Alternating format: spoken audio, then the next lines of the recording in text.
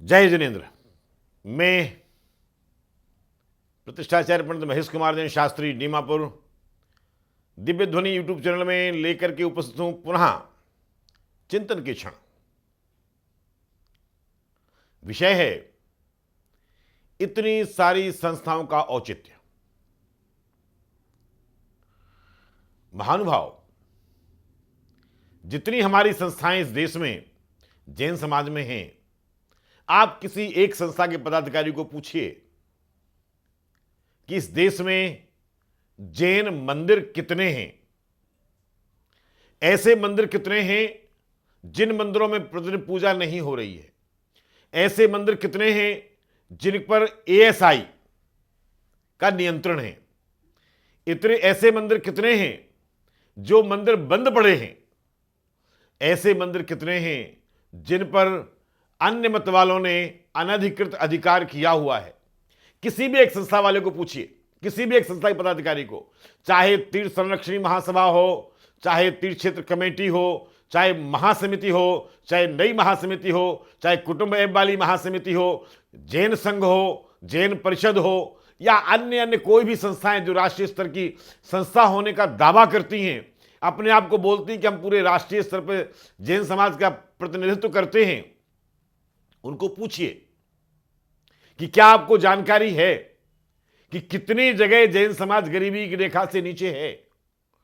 कितने ऐसे जैन युवा हैं जिनके घरों में 2 समय की रोटी नहीं बनती है।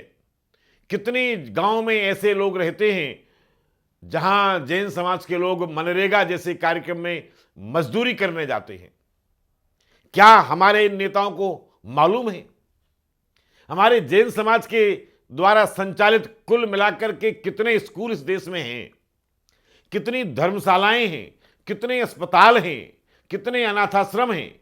क्या इन राष्ट्रीय संस्था के पदाधिकारियों को मालूम है? यदि नहीं मालूम है तो सोचिए, आप विचार कीजिए, इन संस्थाओं का औचित्य क्या है? क्या ये पदाधिकारी केवल माला पहनने के लिए है? क्या ये पदाधिकारी केवल भाषण देने के लिए है, या राष्ट्रीय स्तर का नेता बनकर के भारत सरकार से या राज्य सरकारों से अपने निजी व्यापारिक हित साधने के लिए है? बिल्कुल इस पर विचार करना होगा। यह बात हर व्यक्ति तक जानी चाहिए, हर जैन को मालूम होना चाहिए कि हमारे इस संस्था के पदाधिकारियों को ये मुख्य जो राष्ट्रीय स्तर की संस्थाएं हैं उनको इतनी मुख्य बातें नहीं मालूम है कि हमारे जैन समाज में कितने लोग भारत सरकार के मानकों के अनुसार गरीबी की रेखा से नीचे गुजर बसर करते हैं। कितने लोग ऐसे हैं जिनके पास में 2 जून की रोटी नहीं है। कितने लोग ऐसे हैं जहां शिक्षा के साधन नहीं हैं। कितने मंदिर ऐसे हैं जो वर्षों से बंद पड़े हैं, इन पर अन्य मत वाले अधिकार कर रहे हैं, उनकी संभाल करने वाला कोई नहीं है। ऐसे कितने गांव हैं जहां मंदिर की पुताई के लिए पैसे समाज के लोगों के पास में नहीं है। हम लोग बड़े बड़े आयोजन करते हैं, एक एक आयोजन में लाखों करोड़ों रुपया खर्च करते हैं, लेकिन उन रुपयों का जो आप दान देते हैं उसका सदुपयोग नहीं हो रहा है। मात्र आत्मतुष्टि के लिए, आत्म प्रशंसा के लिए आप जो खर्च करवा रहे हो, ये संस्थाएं जो खर्च कर रही हैं, इसका जैन समाज के निचले पायदान पर बैठे हुए किसी भी व्यक्ति को रंच मात्र भी लाभ नहीं मिलता है। हमारे प्राचीन 100 200 1000 2000 5000 साल पुरानी मूर्तियां, 1,500 साल पुराने मंदिरों की सुरक्षा, संरक्षा, संवर्धन के लिए इस पैसे का बिल्कुल भी उपयोग नहीं हो पा रहा है, ना ये संस्थाओं के पदाधिकारी करना चाहते हैं। मैं तो आपसे निवेदन करना चाहूंगा, आपके जिला स्तर पर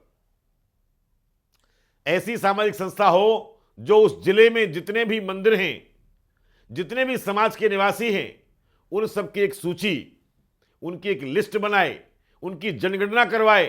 क्या उस जिले में जैन समाज के द्वारा संचालित कितनी संस्थाएं हैं, उस जिले में जैन समाज के कितने लोग निवास करते हैं, कितने स्त्री हैं, कितने पुरुष हैं, कितने बच्चे हैं, उनकी आर्थिक स्थिति कैसी है।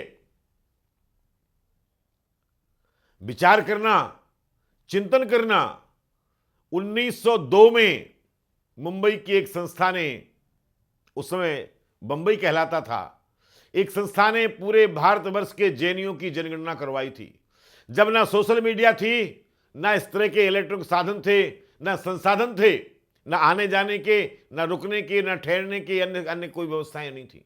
उस समय संपूर्ण भारतवर्ष की जनगणना करके, इवन विदेशों की जेएनयू की जनगणना करवा करके, संस्थाओं की जनगणना करवा करके, मंदिरों की जनगणना करवा करके 1912 में प्रकाशित करवाया गया था। उसके बाद से आज तक हमारी किसी भी राष्ट्रीय संस्था ने ऐसा कार्य, बहुत उपयोगी है, करने का प्रयास भी नहीं किया। हम निरंतर पंथों में, जातियों में बंटते जा रहे हैं। बड़ी बड़ी संस्थाएं जातिवाद का पोषण करती हैं, बड़ी बड़ी संस्थाएं पंथों का पोषण करती हैं। तो भैया इन संस्थाओं का औचित्य क्या है? ऐसी संस्थाओं के गठन को रोकिए और एक संपूर्ण विश्व स्तरीय, जिसमें सभी पंथ के मानने वाले हों, सभी आगम के मानने वाले हों, सभी श्रद्धालु लोग हों और कुछ करने की इच्छा शक्ति रखते हों, ऐसे लोगों को नेतृत्व देना चाहिए। बाकी जो अभी तक की बनी हुई संस्थाएं हैं, इनके औचित्य पर ही प्रश्न चिन्ह लगा हुआ है। सोचिएगा जरूर, और केवल सोचिएगा मत, विचार कीजिए, अपनी बात लोगों तक पहुंचाइए और इन संस्थाओं के पदाधिकारियों को जगाइए, सबको मिला करके एक संस्था बनाइए जो निश्चित ही कारगर हो और हमारे लिए, समाज के लिए, धर्मायतनों के लिए, मंदिरों के लिए, तीर्थों के लिए कुछ करने की इच्छा शक्ति रखे। जय जिनेंद्र।